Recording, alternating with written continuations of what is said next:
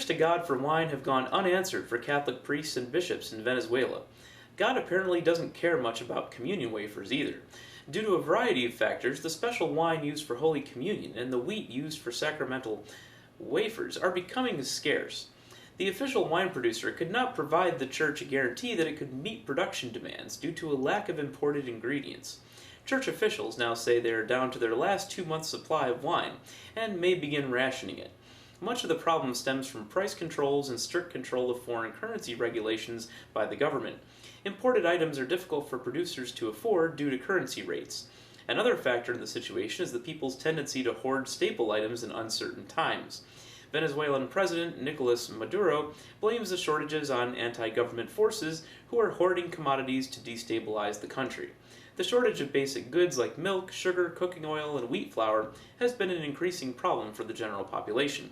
An internal memo was circulated giving priests permission to use alternate wine for communion. It stated that, in extreme necessity, they can provisionally use Chilean or Argentinian wines of good quality. French, Spanish, and Italian too, but they are very expensive. Prayers to God to alleviate the situation have so far gone unanswered. House passes bill for complete ban of homosexuality. Nigeria's House of Representatives has moved forward on a bill that will criminalize homosexuality and impose stiff penalties on gays and lesbians. The legislation could lead to prison terms of up to 14 years in prison. Having a gay marriage, being a member of a gay rights group, or just having an amorous relationship would be criminal offenses. An existing law already forbids sodomy, and the offense carries a jail sentence. The new legislation broadens the scope. In part, the bill reads, persons who enter into a same-sex marriage contract or civil union commit an offense and are each liable on conviction to a term of 14 years in prison. The bill goes on to say that any person who registers, operates, or participates in gay clubs, societies, and organizations, or directly or indirectly makes a public show of same-sex amorous relationship in Nigeria commits an offense and shall each be liable on conviction to a term of 10 years in prison. Much of the country is stricken with an anti-gay temperament that goes back many years.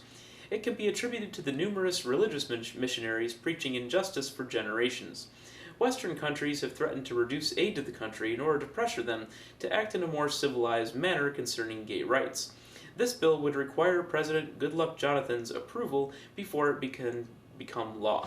Christ escaped Jerusalem and lived in Japan with family as rice farmer.